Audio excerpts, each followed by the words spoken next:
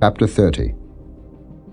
And Moses spake unto the heads of the tribes concerning the children of Israel, saying, This is the thing which the Lord hath commanded. If a man vow a vow unto the Lord, or swear an oath to bind his soul with a bond, he shall not break his word. He shall do according to all that proceedeth out of his mouth. If a woman also vow a vow unto the Lord, and bind herself by a bond, being in her father's house in her youth, and her father hear her vow, and her bond wherewith she hath bound her soul, and her father shall hold his peace at her, then all her vows shall stand, and every bond wherewith she hath bound her soul shall stand. But if her father disallow her in the day that he heareth, not any of her vows, or of her bonds wherewith she hath bound her soul, shall stand. And the Lord shall forgive her, because her father disallowed her.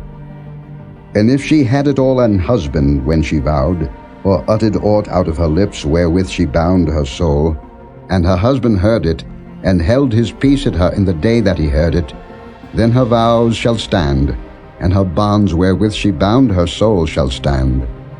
But if her husband disallowed her on the day that he heard it, then he shall make her vow which she vowed, and that which she uttered with her lips, wherewith she bound her soul, of none effect, and the Lord shall forgive her. But every vow of a widow, and of her that is divorced, wherewith they have bound their souls, shall stand against her. And if she vowed in her husband's house, or bound her soul by a bond with an oath, and her husband heard it, and held his peace at her, and disallowed her not, then all her vows shall stand, and every bond wherewith she bound her soul shall stand. But if her husband hath utterly made them void on the day he heard them, then whatsoever proceeded out of her lips concerning her vows, or concerning the bond of her soul, shall not stand. Her husband hath made them void, and the Lord shall forgive her. Every vow and every binding oath to afflict the soul, her husband may establish it, or her husband may make it void.